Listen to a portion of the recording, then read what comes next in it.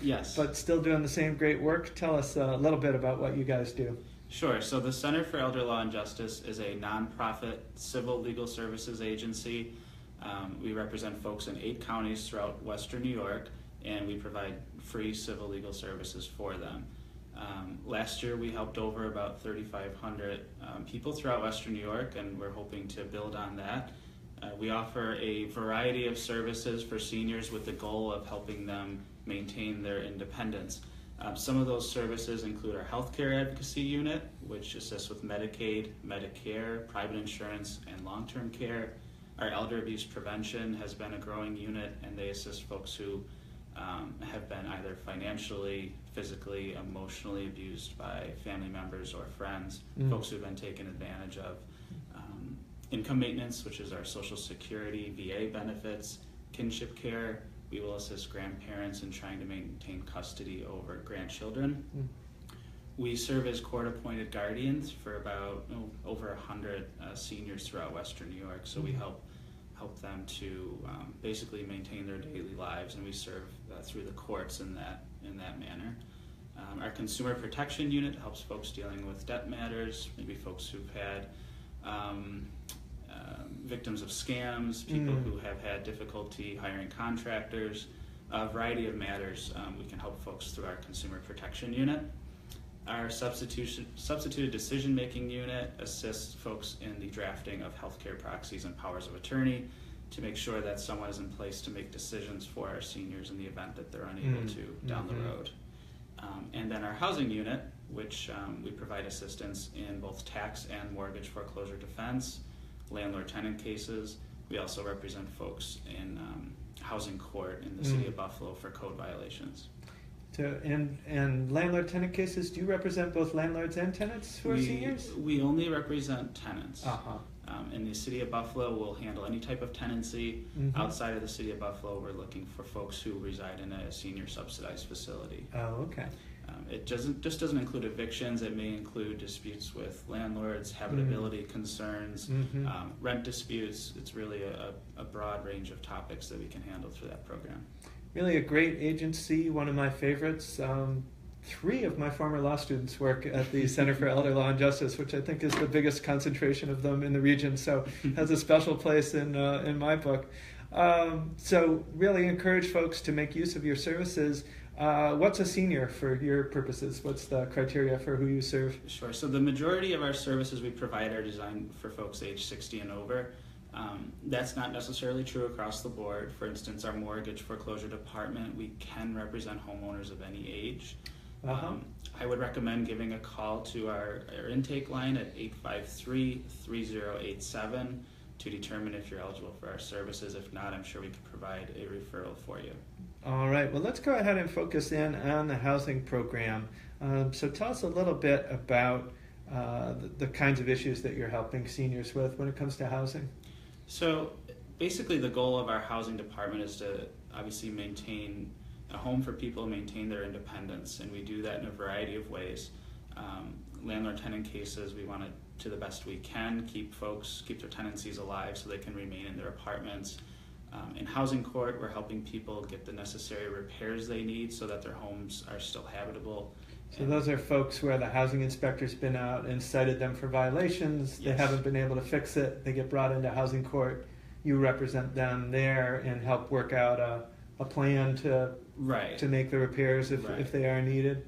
Generally, folks are faced with maybe replacing their roofs or very expensive repairs that they just don't have the funds for. Yeah. So we work closely with not only the housing court, but some area partners on maybe finding eligibility for grants and home repairs so that ultimately we can get them out of housing court and get them to continue living at home. Yeah, what are some of the local programs that you're able to help direct people to? Who can help a senior who needs a new roof or a new boiler or some other important repair? Well, there's many different centers, and a lot of them correspond with the district that folks are living in. Belmont Housing Resources is a great tool that we've had a lot of success with in getting some things done. Neighborhood Housing Services is another. I'd recommend folks give us a call. We could help them set them up with the appropriate agency, help them get the paperwork started so that they can become eligible for the repairs. Yeah. Now let's hone in on the issue of tax foreclosures. So every year, the city of Buffalo and the county of Erie are foreclosing on thousands of homes in the region for failure to pay taxes, water bills, garbage bills, what they call user fees. How do you guys come in? What's your role when someone is facing foreclosure? Well, our role as a law office is to assist people throughout the foreclosure process, and ultimately we want to make sure that they're off that auction list. This is starting to pick up on our busy time of the year because the city of Buffalo holds their auction typically at the end of October, and Erie County is holding theirs at the end of September.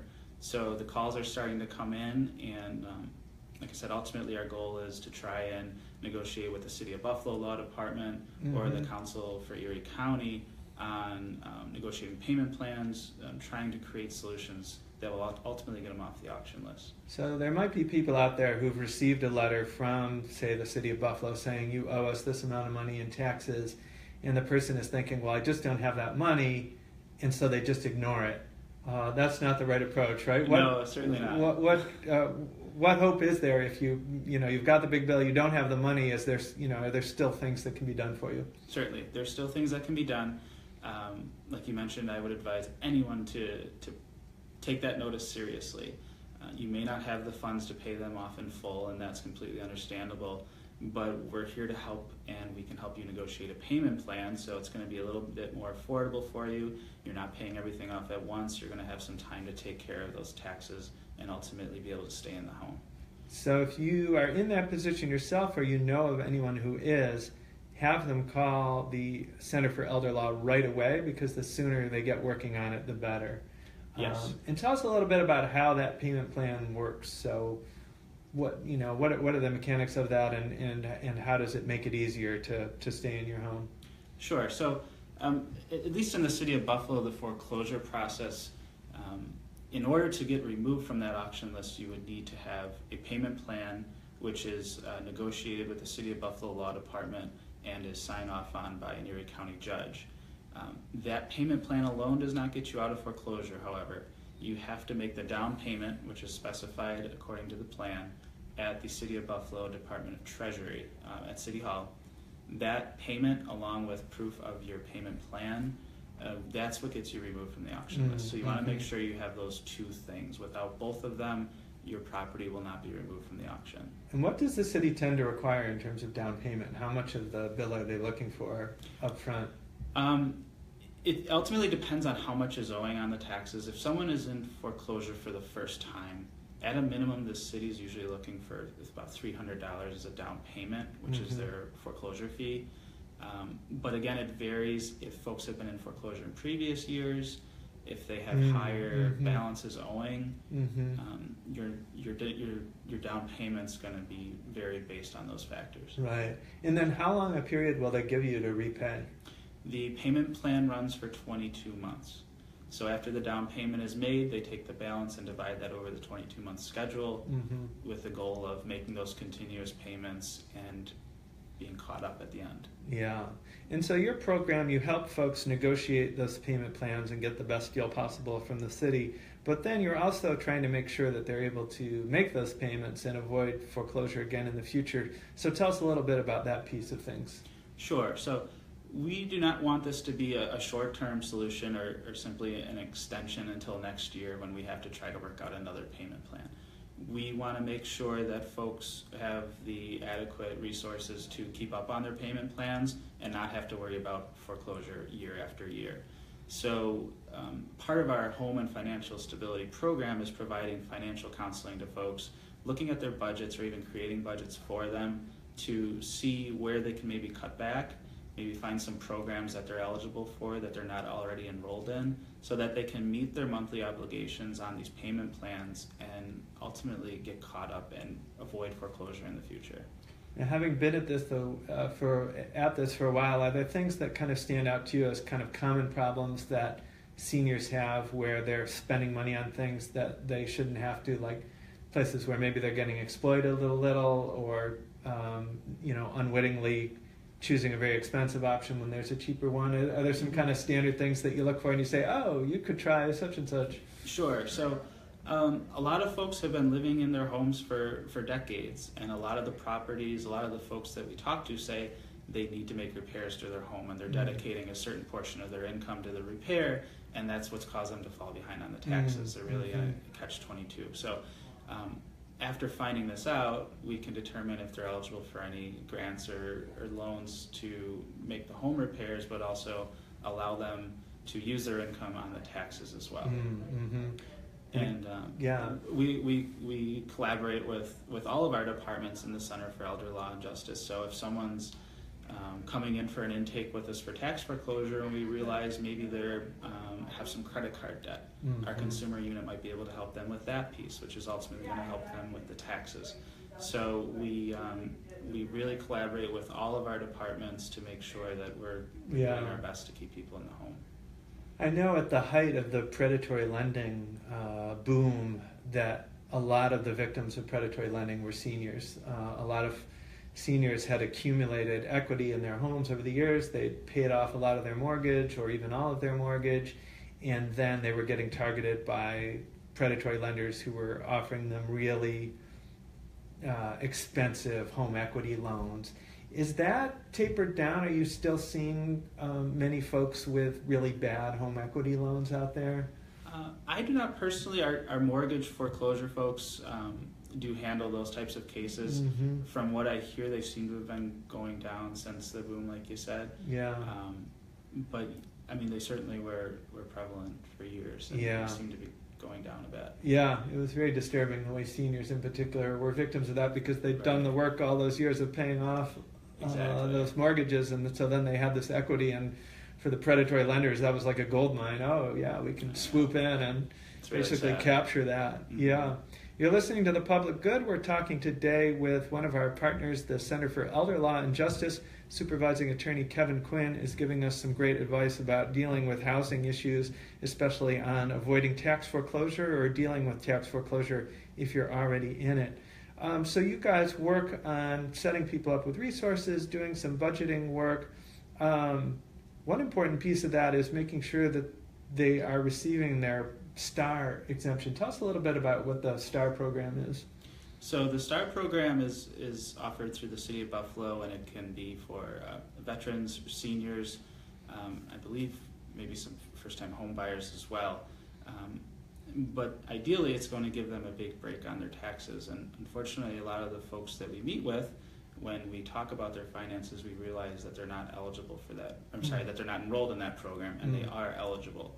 So that's a very important tool folks can use to lower the taxes and with the goal of staying out of this foreclosure. So I'd recommend they give us a call, and we can determine their eligibility with them, and we can work them through the process if they can apply. Yeah.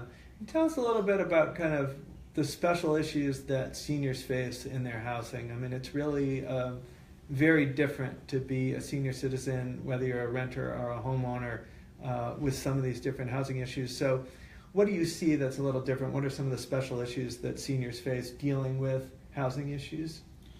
Well, keeping their property up to code is one, because like I said, folks have maybe lived in their home their entire lives.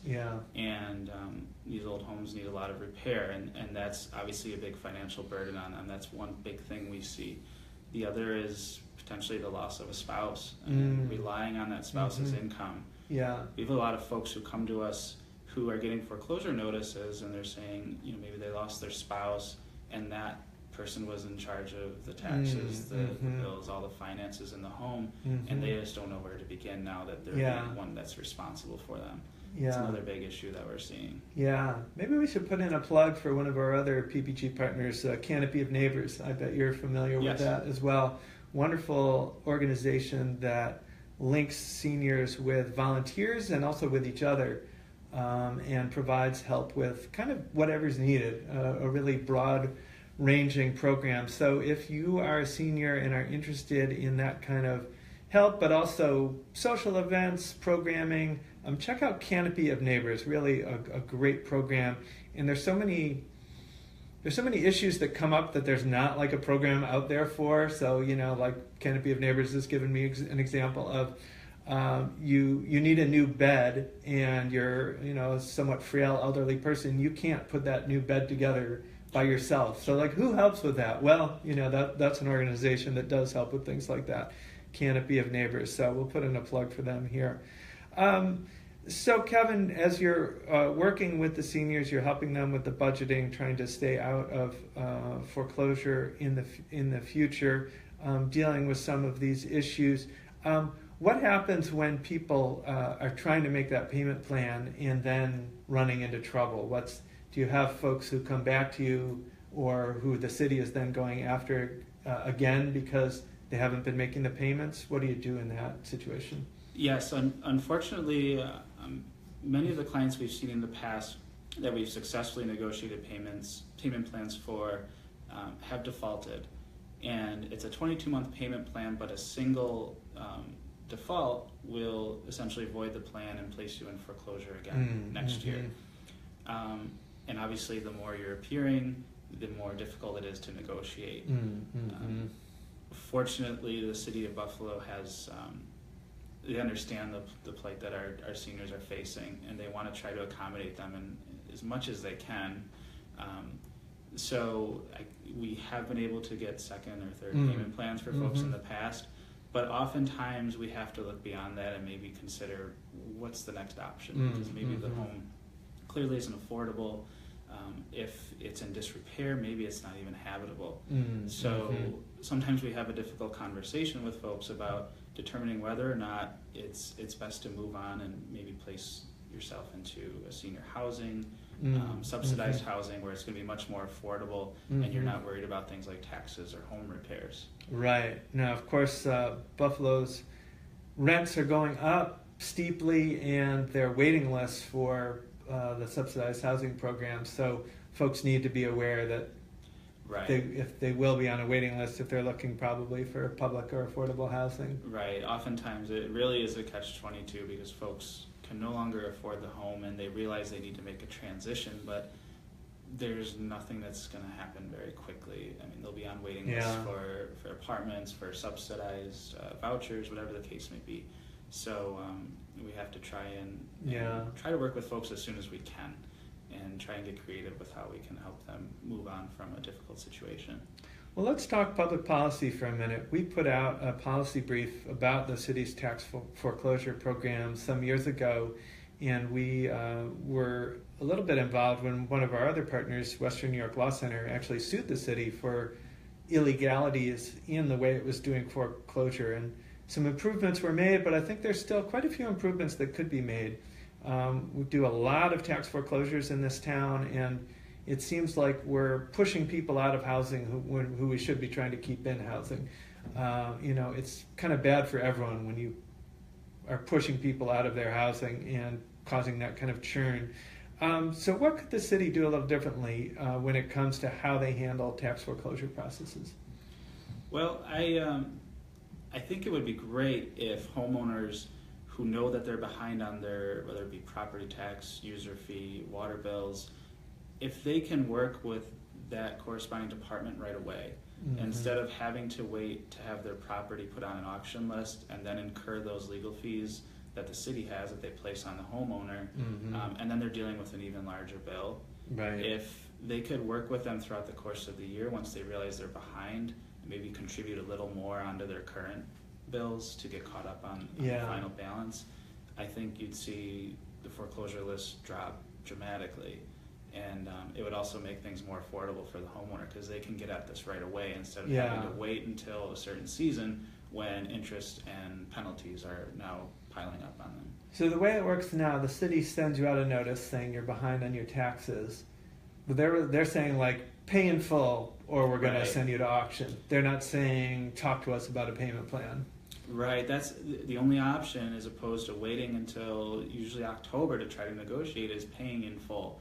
And I mean, if folks had the means to do that, then they wouldn't have been in the spot they're in now. So I think if they had the chance to work at this throughout the course of the year, they'd be dealing with much lower delinquencies, and they'd have a better chance to get caught up. Yeah, one of the points we made in our policy brief about tax foreclosure is that tax foreclosure, it's really a bill collecting technique. It's really like the biggest weapon that you have as a bill collector, if you're the city, is to say, look, if you don't pay your bill, we're actually going to take your house away from you. It's a very extreme action. Sure. And I think it was set up in a time when, A, they thought, more people would be able to pay eventually and they wouldn't have to take them to auction.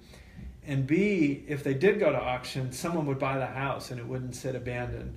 And what we've seen in Buffalo over the years is poverty increased and the housing market softened, is that a lot of people just plain couldn't pay, and so it was going to auction. And then at auction, it wasn't getting sold. It was just ending up in limbo and eventually, typically, getting torn down. So I think it's a tool that needs to be adjusted to reflect the current realities of a lot of people living in poverty who can't afford their housing necessarily or the full taxes, and then the fact that there's not really a market for a lot of that housing. And so we really want to keep people in there if we possibly can, rather than kicking them out through foreclosure. So I think your idea is great, that the city should be negotiating payment plans year-round, not just right before the auction. Right. Yeah. Anything else that calls out to you that you think, oh, if only we did things a little differently, our seniors would have an easier time dealing with these tax bills?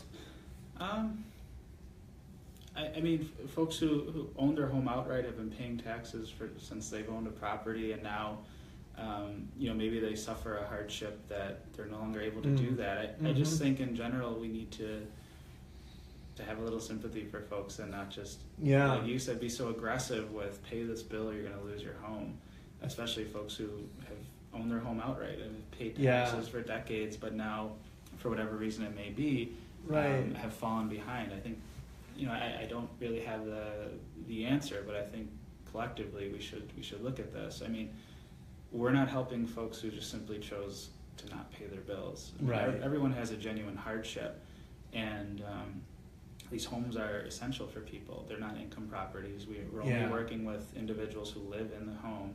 So I think collectively we got to come together and see how we can help these folks so they're not in the same cycle year after year. I think one of our proposals was an emergency fund that would be for people who had had a temporary loss of income that wasn't permanent, or a temporary big expense. So like, I know there was a client at Western New York Law Center who had breast cancer, so she was then unable to keep working at her job, but then the cancer went into remission, she was better, she could work again.